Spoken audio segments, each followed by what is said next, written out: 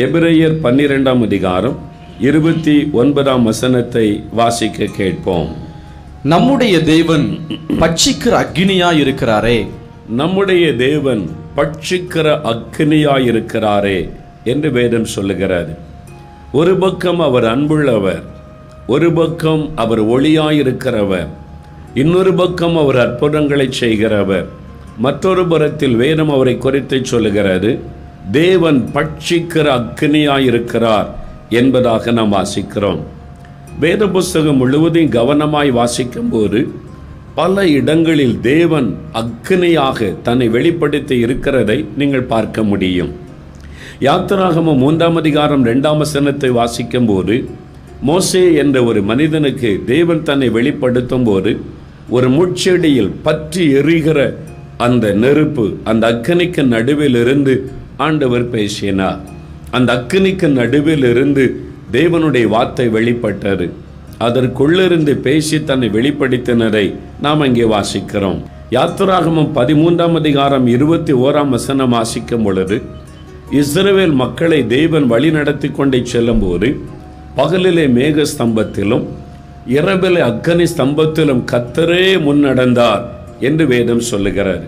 அந்த அக்கினி ஸ்தம்பத்தில் கர்த்தர் பிரசன்னமாக இருந்தார் என்பதாக தேவனுடைய வார்த்தையில் நாம் வாசிக்கிறோம். லூக்கா 12ஆம் அதிகாரம் 49ஆம் வசனத்தை நீங்கள் வாசிக்கும் போது ஒரு காரியத்தை ஆண்டவர் சொல்லுகிறார். பூமியின் மீது நான் அக்கினியை போட வந்தேன், அது இப்பொழுதே பற்றி எரிய வேண்டும் என்று விரும்புகிறேன். பாவிகளை ரட்சிக்க கிறிஸ்து இயேசு உலகத்தில் வந்தார். இழந்து போனதை தேடவும் ரட்சிக்கும் அவர் வந்தார். தன் ஜீவனை கொடுக்க அவர் வந்தார். அது மாத்திரம் அல்ல, ஆண்டவர் இன்னொரு காரியம் சொல்லுகிறார், இந்த பூமியின் மீது அக்கினியை போடுவதற்காக நான் வந்தேன். ஜனங்கள் மத்தியில் என்னுடைய அக்கினியை நான் போடுவதற்காக வந்தேன். அந்த அக்கினி பற்றி எரிய வேண்டும் என்று விரும்புகிறேன் என்பதாக இயேசு சொல்லுகிறார். எதை குறித்து ஆண்டவர் அப்படி சொன்னார்? எப்பொழுது அது நிறைவேறிற்று? அப்போஸ்தலர் நடபடிகள் 2ஆம் அதிகாரத்தில் அது நிறைவேறிற்று. பெந்தேகோஸ்தே நாளில் பரிசுத்த ஆவியானவர் பொழிந்தருளப்பட்ட போது அக்கினிமயமான நாவுகளைப் போல பிரிந்திருக்கிற நாவுகள், அந்த 120 பேர் மேலறையிலே ஜெபித்து கொண்டிருந்தார்களே, அவர்கள் மீது அந்த அக்கினிமயமான நாவுகளாக வந்தது அமர்ந்தது. தேவனுடைய அக்கினியினால் அவர்கள் நிரப்பப்பட்டார்கள். அன்றைக்கு எருசலேமில் 120 பேர் மேல் போடப்பட்ட அந்த அக்கினி தான் இன்றைக்கு உலகம் முழுவதிலும் பரவி இருக்கிறது. உலகம் முழுவதும் லட்சக்கணக்கான கோடிக்கணக்கான மக்கள் மத்தியில் அது பரவி இருக்கிறதை பார்க்க முடிகிறது. இயேசு சொன்னபடி அக்கினி நான் போட வந்தேன், அதை பற்றி எரிய விரும்புகிறேன். பரிசுத்த ஆவியாகிய அந்த அக்கினி, பரிசுத்த ஆவியாகிய அந்த அக்கினி போடப்பட்டது. அந்த அக்கினி இன்றைக்கு பரவி கொண்டிருக்கிறது. எனக்கு அன்பானவர்களே, இந்த பரிசுத்த ஆவியாகிய அந்த அக்கினி, இந்த தேவனுடைய அந்த அக்கினி, அந்த அக்கினியாயிருக்கிற அந்த தேவன், இந்த அக்கினி எப்படிப்பட்ட அக்கினி? இந்த அக்கினி நமக்குள் வரும்பொழுது என்ன செய்கிறது? எப்படிப்பட்ட அக்கினியாக அது வெளிப்படுகிறது? 1 பேதுரு 4ஆம் அதிகாரம் 12-13 வசனங்கள். உங்கள் மத்தியிலே உங்களை சோதிக்கும்படி நடுவில் பற்றி எரிகிற அக்கினியை குறித்து ஏதோ புதுமை என்று திகையாதிருங்கள். இது என்ன அக்கினி? நம்மை சோதிக்கும் அக்கினி. ஆண்டவர் நம்முடைய வாழ்க்கையில் அக்கினியாக வெளிப்படுவார். ஒன்று, அவர் நம்மை பரிசுத்தப்படுத்துவார். இன்னொரு பக்கத்தில் அந்த அக்கினி நம்மை சோதிக்கும். அக்கினி நம்மை சோதிக்கும். எப்படி அவர் நம்மை சோதிக்கிறாராம்? 1 பேதுரு 1:7 வாசித்து பாருங்கள். பொன்னை காட்டிலும் அதிக விலையேற பெற்றதாய் இருக்கிறவங்களுடைய விசுவாசம் சோதிக்கப்படும். பொன் அக்கினியினால் சோதிக்கப்படும். அதை பார்க்கிலும் அதிக விலையேற பெற்றதாய் இருக்கிற உங்கள் விசுவாசம் சோதிக்கப்பட்டு தேவனுடைய அந்த ஆசீர்வாதம் உங்களுக்கு உண்டாகும். தேவன் மீது நாம் வைத்திருக்கிற விசுவாசம் எப்படிப்பட்டது என்று தேவன் தம்முடைய அக்கினியினால் சோதிப்பாராம். அக்கினி என்பது பாடுகள், உபத்திரவங்கள், நெருக்கங்கள். அதற்கு நடுவில் தான் தேவன் தன் பிள்ளைகளை நடத்துகிறார். ஐயோ, நான் அக்கினிக்கு நடுவில் நடக்கிறேன் என்பதாக சொல்லுகிறது உண்டு. கிறிஸ்தவர்களை தேவன் நடத்துகிற பாதை அப்படித்தான். அவர் பஞ்சுமத்திலே நம்மை நடத்துகிற தேவன் அல்ல. ஆண்டவரை பின்பற்றும் பொழுது ஒரு பக்கம் அந்த ரட்சிப்பின் சந்தோஷம், பரிசுத்த ஆவியினால் உண்டாகிற மகிழ்ச்சி, ஆண்டவர் நம்மோடு இருக்கிறார் என்கிற அந்த சந்தோஷமும் கலிகூறுதலும் இருக்கும். அதே சமயத்தில் தேவன் பாடுகளின் வழியாகத்தான் நம்மை நடத்துகிறார் என்பதை நாம் மறந்துவிடக்கூடாது. தேவன் உபத்திரவத்தின் பாதையிலே நம்மை கொண்டு போகிற தேவன் என்பதாக வேதம் சொல்லுகிறாரு.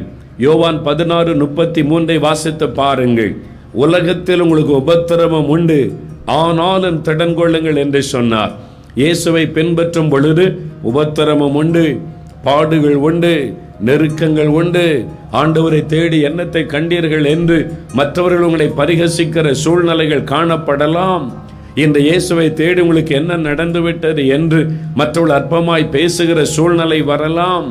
ஆண்டவரை தேடி தேடி ஓடினீர்களே, ஏன் உங்களுக்கு இப்படி நடக்கிறது என்று உங்கள் தேவன் எங்கே என்று மற்றவர்கள் கேள்வி கேட்கும்படியான சூழ்நிலைகள் நம்முடைய வாழ்க்கையில வரலாம். அந்த பாடுகள் மத்தியில் தான் தேவன் நம்மை நடத்துவார். அப்படித்தான் வேதம் நமக்கு சொல்லுகிறாரு. இயேசு எந்த இடத்திலும் நீங்கள் என்னை பின்பற்றினால் உங்களுக்கு பாடுகள் இல்லை, உபத்திரவம் இல்லை என்று வாக்கு கொடுக்கவே இல்லை. அதற்கு பதிலாக உபத்திரவம் உண்டு என்றுதான் அவர் வாக்கு கொடுத்திருக்கிறார். அப்போஸ்தலர் 14:22 வாசித்து பாருங்கள். நாம் அநேக உபத்திரவங்களின் வழியாய் தேவனுடைய ராஜ்யத்திற்குள்ளே பிரவேசிக்க வேண்டும் என்று வேதம் சொல்லுகிறது. அநேக உபத்திரவங்கள். இயேசுவை நீங்கள் பின்பற்றும் பொழுது 1-2 உபத்திரவங்கள் அல்ல. அதுவும் நீங்கள் ஊழியம் செய்ய ஒப்பு கொடுத்து விட்டால் அவ்வளவுதான். அக்கினிக்குள்ளே தான் தினமும் நீங்கள் நடந்து கொண்டிருக்க வேண்டும். அக்கினியின் பாதையிலே தான் தேவன் நம்மை நடத்துவார். அதுதான் அவர் நம்மை நடத்துகிற பாதை. அநேக உபத்திரவங்களின் வழியாய் கடந்து சென்றாலும் அந்த அக்கினி உங்களை சேரப்படுத்தாது. காரணம், உங்களுக்குள் இருக்கிற அந்த பரிசுத்தாவின் அக்கினி எந்த போராட்டங்களை மேற்கொள்ள உங்களுக்கு கிருபை கொடுக்கும். உங்களுக்குள் தேவன் வைத்திருக்கிற அந்த பரிசுத்த அக்கினியாகிய ஆவியானுடைய வல்லமை எந்த போராட்டங்களை மேற்கொள்வதற்கான கிருபைகளை உங்களுக்கு கொடுக்கும். ஆகவே அக்கினிக்குள்ளே நடந்தாலும் நீங்கள் ஒரு நாளும் நீங்கள் காயமடைவது இல்லை, அழிந்து போவது இல்லை. அந்த அக்கினி உங்கள் பேரில் பற்றாது, நீங்கள் அதை தாண்டி செல்லுவீர்கள். அதுதான் தேவன் நமக்கு கொடுத்திருக்கிற ஒரு நிச்சயம். ஆனால் பாடுகள் நமக்கு கட்டாயமாய் உண்டு. உபத்திரவத்தை கண்டு சோர்ந்து போகாதிருங்கள், பாடுகளை கண்டு கலங்கி போகாதிருங்கள். இதுதான் என்னை ஆண்டவர் நடத்துகிற பாதை என்று மகிழ்ச்சியோடு நீங்கள் அதை ஏற்றுக்கொள்ள வேண்டும். ஆகவேதான் 1 பேதுரு 1:6 சொல்லுகிறது, ரட்சிப்பிலே நீங்கள் மகிழுகிறீர்கள். ஆண்டவர் என்னை ரட்சித்து விட்டார், அபிஷேகித்து விட்டார், ஊழியத்திற்காக தெரிந்து கொண்டார் என்று மகிழுகிறீர்கள், நல்லது. ஆனாலும் நீங்கள் துன்பப்பட வேண்டியது அவசியம் என்று வேதம் சொல்லுகிறது. இயேசுவை பின்பற்றுகிறவர்கள் துன்பப்பட வேண்டியது அவசியம் என்பதாக வேதம் தெளிவாய் சொல்லுகிறது. எனக்கு அன்பானவர்களே, ஒரு பக்கம் தேவனுடைய ஆவியானவர் ஊற்றப்படும் பொழுதும், ஒரு பக்கம் தேவ பிள்ளைகள் ஆசீர்வதிக்கப்படும் பொழுது, இன்னொரு பக்கத்தில் உபத்திரவங்கள் உண்டு, பாடுகள் உண்டு என்பதையும் நாம் அறிந்து கொள்ள வேண்டும். அதற்கு நடுவில் தான் தேவன் நம்மை அற்புதமாய் நடத்துவார் என்பதை புரிந்து கொள்ள வேண்டும். பாடுகள் இல்லாமல் கிறிஸ்தவ வாழ்க்கை இல்லை. ஆண்டவர் அக்னிக்கு நடுவிலே தான் நம்மை நடத்துகிறார். ஏன் அப்படிப்பட்ட சோதனைகள் பாடுகள் மத்தியில் நாம் தேவன் நம்மை நடத்த வேண்டும்? நம்முடைய விசுவாசத்தை சோதிப்பதற்காக. பொன் எப்படி அக்னியினால் சோதிக்கப்படுகிறதோ அப்படியே நாம் தேவன் மீது வைத்திருக்கிற விசுவாசம் சோதிக்கப்படும் என்பதாக வேதத்தில் தெளிவாய் சொல்லப்பட்டிருக்கிறது. ஆண்டவர் மேல நீங்க வைத்திருக்கிற விசுவாசம் எப்படி என்பதை தேவன் சோதித்தருகிறார். பிரியமானவர்களே, அதற்காக சில பாடுகள் வழியாக தேவன் உங்களை கொண்டு செல்லக்கூடும். அதில் நீங்கள் உறுதியாய் நிற்கும் பொழுது தேவன் உங்களை ஆசீர்வதித்து மேன்மைப்படுத்துவார். பாருங்கள், ஆண்டவர் என்னை 74ஆம் வருஷம் ஊழியத்திற்கு அழைத்தார். ஆண்டவர் ஊழியத்திற்கு அழைத்த போது எனக்கு விருப்பம் இல்லை. 6 மாத காலம் நான் ஆண்டவரோடு போராடினேன். இல்லை ஆண்டவரே, நான் ஒரு வேலை செய்து கொண்டு நேரம் கிடைக்கும் போது உமக்கு ஊழியம் செய்கிறேன். முழு நேரமாகலாம் என்னால் வர முடியாது. நான் ஏதாவது ஒரு வேலை செய்து என் காரியத்தை கவனித்து கொண்டு மற்ற நேரம் எல்லாம் ஊழியம் செய்வேன் என்றேன். ஆண்டவரும் என்னை விடுவதாக இல்லை. 6 மாத காலம் தொடர்ச்சியாக என்னோடு போராடி கொண்டிருந்தார். கடைசியில் ஒரு நாள் தெளிவாக என்னோடு பேசினேன். அதன் பிறகு என்னை ஒப்பு கொடுத்தேன். 75ஆம் வருஷம் ஜனவரி மாதத்தில் ஒரு நாள் ஒரு அக்னியில் தேவன் என் முன்பாக தோன்றி அக்னிக்குள் இருந்தவுடைய வார்த்தை வெளிப்பட்டார். நேரடியாக என்னோடு பேசினார். நான் கேட்ட ஒவ்வொரு கேள்விக்கு ஆண்டவர் பதில் கொடுத்தார். நான் ஊழியத்திற்கு வந்தால் என்று பல கேள்விகளை நான் கேட்டேன். எல்லாவற்றிற்கும் பொறுமையாய் பதில் சொன்னார். கடைசியில் நான் ஆண்டவரை பார்த்து சொன்னேன், ஆண்டவரே, எனக்கு 5 பைசா வேண்டுமானால் உம்மைத்தான் நான் கேட்பேன். நீர்தான் எனக்கு எல்லாமே. எந்த மனுஷனிடத்திலும் போய் நிற்கக்கூடாது. நீர் என்னை நடத்த வேண்டும் என்று ஆண்டவரன் வாக்கு கொடுத்தார். நான் பார்த்து கொள்ளுவேன். உன் தேவைகளை, உன் காரியங்களை பார்த்து கொள்ளுவேன். நாளை தினத்தை குறித்து கவலைப்படாத, எல்லாவற்றிற்கும் என்னை சார்ந்து கொள், நான் போதும் என்று எனக்கு வாக்கு கொடுத்தார். அவரை விசுவாசித்து, அந்த வாக்கு தத்தத்தை விசுவாசித்து தான் நான் ஊழியத்திற்குள்ளே கடந்து வந்தேன். சென்னையில் நான் வேதாகம கல்லூரியிலே படித்து கொண்டிருந்த நாட்களில் ஒவ்வொரு சனிக்கிழமையும் மெட்ராஸ் கடற்கரையில் மெரினா பீச்சிலே போய் இயேசுவை பற்றி அறிவிப்பது உண்டு. என்னுடைய கல்லூரி பேராசிரியர்கள் ஆண்டவரை பற்றி அறிவிப்பார்கள். நான் அதை மொழிபெயர்ப்பேன். வந்திருக்கிற எல்லாருக்கும் கைப்பறதி கொடுத்து இயேசுவை பற்றி சொல்லி ஜெபித்து விட்டு வருவது உண்டு. அந்த நாளில் பாருங்கள், நான் ஆண்டவரை மாத்திர சார்ந்து நின்றேன். மெட்ராஸ் பீச்சில் இருந்து பிரசவாக்கம் வரைக்கும் நான் வர வேண்டும். டவுன் பஸ்ஸுக்கு காசு இருக்காது. நடந்து வருவேன். அங்கேருந்து பல மைல்கள். 25 பைசா இருந்தால் அன்றைக்கி ஒரு காஃபி குடிக்கலாம். 25 பைசா என் கையில் கிடையாது. ஒரு காஃபி குடிக்க கூட வழி இல்லை. அதற்கு நடுவில் ஆண்டவரை துதித்து பாட்டு பாடிக்கொண்டே நடந்து வந்த பல நாட்கள் உண்டு. ஒரு காலத்தில் நான் ஒரு குறைவில்லாம், பசின்னா என்னன்னே தெரியாது, பட்டினின்னா என்னன்னே தெரியாது. ஆண்டவருடைய கிருபையினால் என் பெற்றோர் கொஞ்சம் வசதியான குடும்பத்தில் உள்ளவர்கள் தான். ஆகவே ஒரு கஷ்டமில்லாமல் வளர்த்தார்கள். ஆனால் தேவனோ இந்த நெருக்கத்திற்குள்ளே என்னை கொண்டு போனார். அந்த அக்னிக்குள்ளே என்னை கொண்டு போனார். இவன் எதன் மீது விசுவாசம் வைக்கிறான் என்று பார்க்க நான் ஆண்டவரை முழுமையாய் சார்ந்து கொண்டேன். நீர் கொடுத்தால் காஃபி குடிப்பேன், நீர் கொடுத்தால் நான் பஸ்ஸில் போவேன் அல்லது நடந்து போவேன். மைல் கணக்காய் நடந்திருக்கிறேன். வெறும் தண்ணீரை குடித்துவிட்டு நான் ஊழியம் செய்திருக்கிறேன். ஆண்டவருக்கு முடியாது என்பதினால் அல்ல, இன்றைக்கு எனக்கு தெரியும், அவர் என்னை இந்த அக்கனிக்கு ஊடாக நடத்தி சோதித்து அறிந்தார். என் விசுவாசத்தை அவர் சோதித்தார். எனக்கு அன்பானவர்களே, இயேசுவை பின்பற்றுவதில் இந்த நெருக்கத்தில் நடந்தாலும் அதில் எவ்வளவு சந்தோஷம் தெரியுமா? நான் தேவனை துதித்து பாட்டு பாடிக்கொண்டே பல மைல்கள் நடந்து வந்திருக்கிறேன். ஏன் என்னை இப்படி கஷ்டப்படுத்துகிறீர் என்று நான் கேட்டதில்லை. என்னால் அதில் இருக்கிற ஒரு பெரிய சந்தோஷம், இயேசுவுக்காக படுகிற பாடுகளில் இருக்கிற சந்தோஷம் ஒரு பெரிய மகிழ்ச்சி. ஆனால் என்றைக்கும் தேவனை அப்படி வைத்திருக்கவில்லை. என்றைக்கும் அப்படி வைத்திருக்கவில்லை. அந்த ஆரம்ப நாட்களில் நான் ஊழியம் செய்த போது ஒரு பேண்ட் 2 ஷர்ட் இருக்கும். காலையில் துவைத்து போட்டு சாயங்காலத்தில் அதை எடுத்து போட்டுக்கொண்டு நான் ஊழியத்திற்காய் கடந்து செல்லுவேன். செம்பில் சுடு தண்ணீரை வைத்து அயன் பண்ணுகிற பழக்கத்தை நான் அந்த நாட்களிலே கற்றுக்கொண்டு அப்படித்தான் நான் ஊழியம் செய்தேன். ஆனால் இன்றைக்கு தேவன் அப்படி வைத்திருக்கவில்லை. கொஞ்ச நாட்கள் அந்த விசுவாச பாதையிலே நம்ம சோதித்து அறிந்த பிறகு அவர் நம்மை ஆசீர்வதிப்பார். இன்றைக்கு மற்றவர்கள் எனக்கு எடுத்து கொடுக்கிற ஷர்ட்டை நான் தைத்து போட முடியவில்லை. அநேகருக்கு நான் கொடுத்து கொண்டிருக்கிறேன். உங்களையும் தேவன் அப்படி நடத்தும் போது, அந்த உபத்திரவத்தின் பாதையிலே நடத்தும் போது சோர்ந்து போகாதிருங்கள். என்றைக்கும் தேவன் நம்ம இப்படி வைத்து விடுவாரோ என்று எண்ணி விடாதிருங்கள். ஆண்டவருடைய ஊழியத்தை செய்கிறீர்களா? இன்றைக்கு பண கஷ்டம், நெருக்கம், என்ன செய்வதென்று கலங்கி நிற்கிறீர்களா? ஆண்டவர் அந்த அக்னிக்கு ஊடாக உங்களை நடத்தி கொண்டிருக்கிறார். அந்த அக்னி உங்களை சோதித்து கொண்டிருக்கிறது.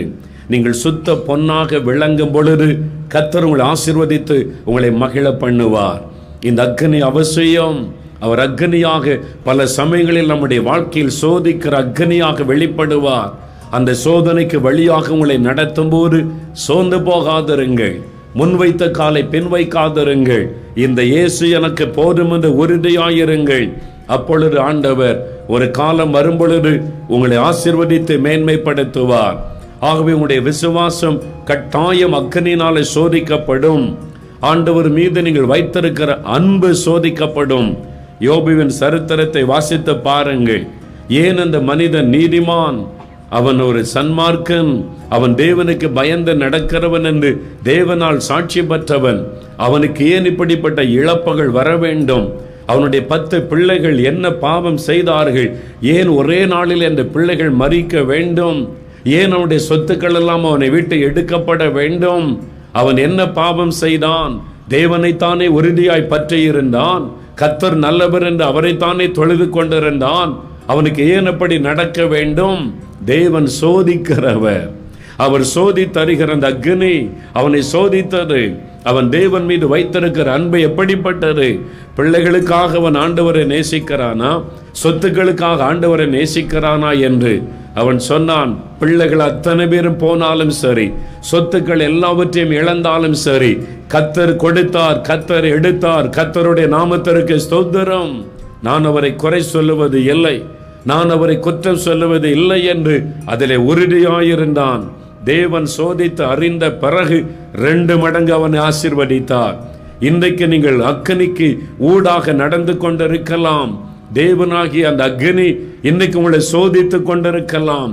விசுவாசத்தை விட்டு விடாதிருங்கள். ஆண்டவர் மீது வைத்திருக்கிற அன்பை விட்டு விடாதிருங்கள்.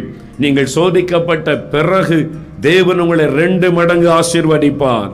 என்றைக்கும் அந்த நஷ்டத்தில் தேவன் வைக்க போவதில்லை.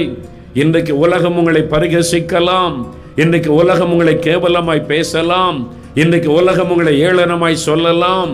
அந்த பரிகசிக்கிற மக்கள் வெட்கப்படும்படி அதே மக்களுக்கு மத்தியிலே தேவன் உங்களை உயர்த்துகிற நாட்கள் வருகிறது. உங்களை ஆசீர்வதித்து மேன்மைப்படுத்துகிற நாட்கள் வருகிறது. 2 மடங்கு தேவன் உங்களை ஆசீர்வதித்து மேன்மைப்படுத்த போகிறார். ஆகவே சோதிக்கப்படுகிற இந்த நாட்களில் கலங்கி விடாதிருங்கள். ஆண்டவர் சோதிக்கிறது உண்மை. ஒவ்வொருவரையும் அந்த அக்னி சோதிக்கும். அவர் சோதிக்கிற அக்னியாக நம்முடைய வாழ்க்கையில வெளிப்படுவார். நாம் அதிலே உறுதியாய் நிற்க பழகி கொள்ள வேண்டும். பாடுகளின் மத்தியிலே தேவன் நம்மை நடத்துகிறார். ஆபிரகாம் ஆதியாகமம் 22ஆம் அதிகாரம் 1ஆம் வசனத்தை வாசிக்கும் போது அவருடைய கீழ்ப்படிதலை தேவன் சோதிக்கிறார். பாருங்கள், எத்தனையோ ஆண்டுகளுக்கு முன்பாய் தேவன் அவனுக்கு சொன்ன வார்த்தைக்கு கீழ்ப்படிந்து நடந்தவன் ஆபிரகாம். ஆனால் 25 வருஷம் கழித்து ஈசாக்கு பிறந்து அவன் இளம் வாலிபனாய் மாறின பிறகு மறுபடியும் ஆண்டவர் சோதிக்கிறாராம். இவன் என் சொல்லுக்கு கீழ்ப்படுகிறானா பார்க்கலாம் என்று 18வது வசனத்தில் சொல்லுகிறார், என் வார்த்தைக்கு நீ கீழ்ப்படுகிறபடியால் உனக்குள் பூமியில் உள்ள சகல ஜாதிகளும் ஆசீர்வதிக்கப்படும். அந்த வாக்குத்தத்தத்தை உறுதிப்படுத்துகிறார். நீங்கள் ஆண்டவருடைய வார்த்தைக்கு கீழ்ப்படுகிறீர்களா என்று தேவன் சோதித்தறிவார். அந்த அக்னி உங்களை சோதிக்கும். ஆகவே சோதிக்கிற அக்னியாக அவர் வெளிப்படுவார். அதில் நடக்கும்போது கடினமாகத்தான் இருக்கும், அது பாடுகள் நிறைந்ததாகத்தான் இருக்கும், முடிவு ஆசீர்வாதமாயிருக்கும். ஆண்டவருடைய ஊழியத்தை அநேகர் செய்து கொண்டிருக்கிறீர்கள். உங்களை உற்சாகப்படுத்தும்படி நான் சொல்லுகிறேன். இன்றைக்கு நீங்கள் நெருக்கத்தின் பாதையில் போய் கொண்டிருக்கலாம். இன்றைக்கு மற்றவர்கள் பரிகசிக்கிற நிலைமையில் தேவனுடைய ஊழியத்தை செய்து கொண்டிருக்கலாம். விசுவாசத்தை விட்டு விடாதிருங்கள். தேவன் உங்களை கனப்படுத்துகிற நாள் வருகிறது. பாடுகள் உபத்திரவங்கள் உண்டு. அதற்கு மத்தியில் தான் நாம் தேவனுடைய ஊழியத்தை செய்ய வேண்டும். ஆரம்பத்தில் எனக்கு இது தெரியாது. நான் ஆண்டவர் அழைத்த போது ஊழியத்திற்கு வந்துவிட்டேன். எல்லாரும் என்னை உற்சாகப்படுத்துவார்கள் என்று நினைத்தேன். சென்னையில் நான் பாடி என்ற இடத்தில் இருந்தேன். அங்கே என் ஊழியத்துக்கு ஒரு பெரிய நெருக்கம். நான் சொல்லாததை சொன்னதாக, செய்யாததை செய்ததாக, பொய்யான காரியங்களை பேசி அந்த செய்தி பரவி என் காதுக்கு வந்தபோது என் இருதயமே நொறுங்கி போனார். நான் அவ்வளவுதான், இந்த ஊழியமே நமக்கு வேண்டாம், என்ன இந்த மாதிரிலாம் பேசுகிறாங்க, எல்லாம் உற்சாகப்படுத்துவாங்க, நீ பார்த்தா இந்த மாதிரி கேவலமாக பேசுகிறாங்களேன்னு சொல்லி நான் மனம் உடைந்து ஒரு நாள் ராத்திரில் ஆண்டவர்கிட்ட உட்கார்ந்து அழுதேன். போதும் ஆண்டவரே, என்னை விட்டுரும், ஆளை விட்டால் போதும், நான் இந்த ஊழியெல்லாம் எனக்கு வேண்டாம். இந்த மாதிரி பேசுகிறாங்க, நான் சொல்லாததை சொன்ன மாதிரி பேசுகிறாங்க, நான் செய்யாததை செய்த மாதிரி பேசுகிறாங்க, நான் இது மாதிரி ஒரு வேதனையை நான் இதுவரைக்கும் பார்த்ததில்லை, போதும், இந்த ஊழியமே எனக்கு வேண்டாம், விட்டுவிடும் என்று ஒரு நாள் நடுஇரவு நேரம் என் ரூமில் உட்கார்ந்து தனியாக அழுது கொண்டிருந்தேன். இயேசு பிரத்யட்சமாய் கடந்து வந்தார். ஆண்டவர் வந்து என்னை பார்த்து சிரித்தார். நான் அழுது கொண்டிருக்கிறேன், அவர் சிரிக்கிறார். நான் கேட்டேன், என்ன ஆண்டவரே, நான் இவ்வளோ துக்கத்தோடு இருக்கிறேன். ஆண்டவர் சொன்னார், என்னுடைய ஊழியத்தை பார், நான் நன்மை செய்கிறவராய் சுற்றி திரிந்து ஒருவருக்கு ஒரு தீங்கும் செய்யவில்லை, நன்மை மாத்திரம் செய்தேன். ஆனால் என்னை பைத்தியக்காரன் என்றார்கள், பிசாசு பிடித்தவன் என்று சொன்னார்கள். என் மீது அபாண்டமான பழி சுமத்தி என்னை சிலுவையிலே கொண்டு போய் அறைந்து கேவலப்படுத்தினார்கள். அதை விடவா நீ பாடு அனுபவித்து விட்டாய்? ஆண்டவர் சொன்னார், என்னை பின்பற்றும் போது சிலுவை சுமந்து கொண்டு தான் வந்தாக வேண்டும். சிலுவை இல்லாதபடி என்னை பின்பற்ற முடியாது. பாடுகள் தான், அதுக்கு மத்தியில் தான் என் ஊழியத்தை நீ செய்ய வேண்டும். ஆனால் நான் உன்னோடு கூட இருப்பேன். அந்த பாடுகள் மத்தியிலே நான் உன்னோடு கூட இருப்பேன். அதனாலே திடன்கொள் என்று ஆண்டவர் சொன்னார். அன்றைக்கு இரவு ஆண்டவருக்கு ஒப்பு கொடுத்தேன். ஆண்டவரே, எவ்வளவு பாடுகள் வந்தாலும் முன்வைத்த காலை பின் வைக்க மாட்டேன். உம்முடைய ஊழியத்தை நான் விட மாட்டேன். நான் அதை ஏற்றுக்கொள்கிறேன் என்று ஒப்பு கொடுத்தேன். உபத்திரவத்திற்கு, பாடுகளுக்கு நான் ஒப்பு கொடுத்தேன். அந்த வழியாகத்தான் தேவன் நடத்தினார். அன்றைக்கு ஒரு நாளோடு முடிந்து விடவில்லை. சில ஆண்டுகளுக்கு முன்பாக ஒரு நாள் ஆண்டவருடைய புது வருஷம் பிறந்தது. ஆண்டவர் வாக்குகள் கொடுத்து வாக்குத்தத்தம் எல்லாம் செய்தியெல்லாம் எழுதி ஜனங்களுக்கு தெரியப்படுத்தி ஜெபித்தேன். எனக்கு தனிப்பட்ட முறையில் ஒரு வாக்குத்தத்தம் தாரும் ஆண்டவரேன்னு காத்திருந்தேன். எனக்கு தனிப்பட்ட முறையில் இந்த வருஷம் எனக்கு ஒரு ஆசீர்வாதமான வாக்குத்தத்தம் தாருன்னு காத்திருந்தேன். ஆண்டவர் என்ன வாக்கு கொடுத்தார் தெரியுமா? இது வரைக்கும் இல்லாத அளவுக்கு உனக்கு நிந்தைகளும் நெருக்கங்களும் வரும், போ, அதான் ஆசீர்வாதம். இது வரைக்கும் நீ கண்டிராத நிந்தை நெருக்கம் உனக்கு வரும், அதான் உனக்கு ஆசீர்வாதம். ஆனால் ஆண்டவர் சொன்னார், நீ பயப்படாத, நான் கூட இருப்பேன். அதே மாதிரி வந்தது. நிந்தையும் நெருக்கமும் அதே மாதிரி பாடுகளும் வந்தது. அந்த வழியாகத்தான் தேவன் நம்மை நடத்துகிறார். இன்னும் அது முடிந்து விடவில்லை. என் ஓட்டத்தை முடிக்கும் வரைக்கும் அந்த அக்கினிக்கு ஊடாகத்தான் நடந்து செல்ல வேண்டும் என்பதை நான் அறிந்திருக்கிறேன். ஒவ்வொரு கிறிஸ்தவனும் அறிந்து கொள்ள வேண்டும். பாடுகள் உண்டு, உபத்திரவங்கள் நமக்கு உண்டு, நிந்தைகளும் நெருக்கங்களும் நமக்கு உண்டு. அதற்கு நடுவில் தான் இயேசுவை நாம் பின்பற்ற வேண்டும். ஆனால் இந்த அக்கினி நம்மோடு கூட இருந்து பலப்படுத்தும். சாத்தான் உங்களுக்கு விரோதமாக எத்தனை வல்லமையோடு எழும்பி வந்தாலும் அதை விட பலத்த வல்லமையோடு நிமிர்ந்து நிற்க பரிசுத்த ஆவியாகி அக்கினி உங்களுக்கு பலன் தருவார். உங்களை சோர்ந்து போக அவர் விடமாட்டார். ஆகவேதான் இந்த பரிசுத்த ஆவியின் அக்னி அவர் கொடுத்து உங்களை பலப்படுத்தி கொண்டிருக்கிறார். ஆகவே திடபரிசுராயிருங்கள். இயேசுவை பின்பற்றுவதிலே சோர்ந்து போகாதிருங்கள். எனக்கு மட்டும் ஏன் இந்த பாடு, ஏன் இந்த நிந்தை, எனக்கு மாத்திரம் ஏன் இந்த நெருக்கம் என்று ஆண்டவரை கேள்வி கேட்காதபடிக்கு, ஆண்டவர் எதை செய்தாலும் நன்மையாக செய்கிறவர். ஆண்டவரே, இந்த பாடுகள் நிந்தைகள் வழியாக நான் உம்மை பின்பற்றுவேன் என்று உங்களை அர்ப்பணித்துக் கொள்ளுங்கள். ஆண்டவர் உங்களுக்கு கிருபை தருவார், பலன் தருவார். உங்களை வெட்கப்பட்டு போக விட மாட்டார். சாத்தான் எழும்பி எள்ளி நகையாடுவான். உங்களுக்கு விரோதமாக எழும்பி அவன் கூக்குரலிடுவான். பார்வனுடைய நிலைமை அவ்வளவுதான் என்று பயந்து விடாதிருங்கள்.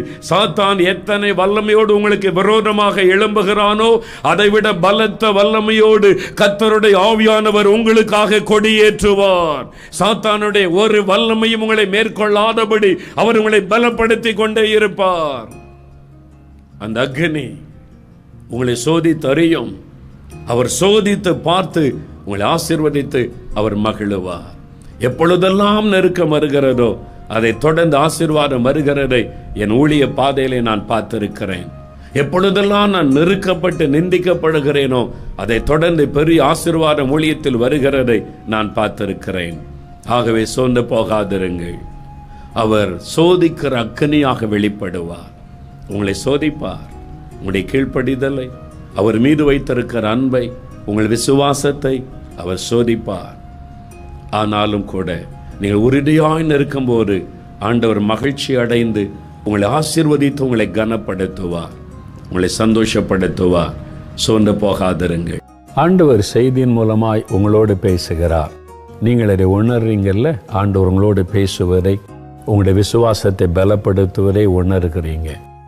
நம்ம வசனத்தை கேட்க கேட்க விசுவாசம் பலன் அடையும், விசுவாசம் பெருகும் என்று வசனம் சொல்லுகிறாரு. இன்னைக்கு உங்களுக்கு என்ன வேணும்? என்ன தேவை இருக்குது? எதுவாக இருந்தாலும் சரி, ஆண்டவர் சொல்றார், நீங்கள் விசுவாசம் உள்ளவர்களாய் ஜெபத்தில் எவைகளையெல்லாம் கேட்பீர்களோ அவைகளை எல்லாம் பெற்றுக்கொள்வீங்க. எல்லாத்தையும். உங்களுக்கு என்ன வேணும்? இன்னைக்கு என்ன உங்களுக்கு காரியம்? இன்றைக்கு இப்போ அவசரமாக என்ன காரியம்? இந்த வியாதி நீங்கணும், இந்த தடை மாறணும், எனக்கு வேலை கிடைக்கணும், இந்த கடன் பிரச்சனை ரொம்ப இருக்குது, என் குடும்பத்துக்குள்ள சமாதானம், இவங்க ரட்சிக்கப்படணும். ஏதோ ஒரு காரியம் இன்றைக்கு அவசரமாக உங்களுக்கு தேவை. அந்த காரியத்தை முன்வைத்து விசுவாசத்தோடு இப்போ ஜெபிக்கணும். சரியா? என் கூட சேர்ந்து ஜெபிக்கிறீங்களா? உங்களோட விசுவாசத்தை அறிக்கையிட்டு ஜெபிக்கணும். ஆண்டவரே, இன்றைக்கு இப்போ எனக்கு இது நெருக்கமான ஒரு காரியம், இந்த காரியத்தில் ஒரு அற்புதம் நடக்கணும், நீங்கள் அதை செய்யணும், நான் விசுவாசிக்கிறேன்னு சொல்லி இணைந்து ஜெபிக்கலாமா? ஆண்டவர் அற்புதம் செய்வார். தகப்பனே, உம்முடைய பிள்ளைகளோடு இணைந்து ஜெபிக்கிறேன். இன்றைக்கு இப்பொழுது ஒரு அவசரமான காரியத்தில் இந்த பிள்ளைகளுக்கு ஒரு அற்புதம் தேவை என்று காத்திருக்கிறாங்க. இதுல ஒரு விடுதலை வேணும், இந்த சுகம் வேணும், இந்த வழி திறக்கப்படணும், இந்த காரியத்தில் அற்புதம் நடக்கணும், ஆண்டவர் அற்புதம் செய்தாதான் முடியும் என்று சொல்லி விசுவாசத்தோடு இணைந்து ஜெபிக்கிறாங்கப்பா. பூமியில 2 பேர் ஒருமனப்பட்டு எதை கேட்டாலும் செய்வேன்னு சொல்லி இருக்கிறீங்க. உங்க பிள்ளைகளோடு நான் ஒருமனப்படுகிறேன். அவங்க ஜெபிக்கிறாங்க, அவங்க கூட சேர்ந்து ஒருமனப்பட்டு ஜெபிக்கிறேன். இயேசு கிறிஸ்துவின் நாமத்தில் அற்புதங்கள் நடக்கட்டும். இந்த மகன், இந்த மகள், இந்த தாயார், இந்த தகப்பனார், இந்த குட்டி பிள்ளைகள் என்ன காரியத்துக்கு ஜெபிக்கிறாங்களோ அதில் அற்புதங்கள் நடக்கட்டும் இயேசு கிறிஸ்துவின் நாமத்தில். ஒரு விடுதலை உண்டாகட்டும் இயேசு கிறிஸ்துவின் நாமத்தில். ஒரு வழி திறக்கப்படட்டும் இயேசு கிறிஸ்துவின் நாமத்தில். கட்டாயம் இன்றைக்கே ஒரு மாற்றத்தை அவங்க காணணும், அவங்க மகிழணும். இயேசுவினிடத்தில் கேட்டேன், பெற்றுக்கொண்டேன் என்று நம்மை துதிக்கணும். அந்த அற்புதத்தை காண செய்யும். இயேசு கிறிஸ்துவின் நாமத்தில் ஜெபிக்கிறபடியால் நாங்கள் பெற்றுக்கொண்டோம் என்று விசுவாசிக்கிறோம். இயேசு கிறிஸ்துவின் நாமத்தில் ஆமென்.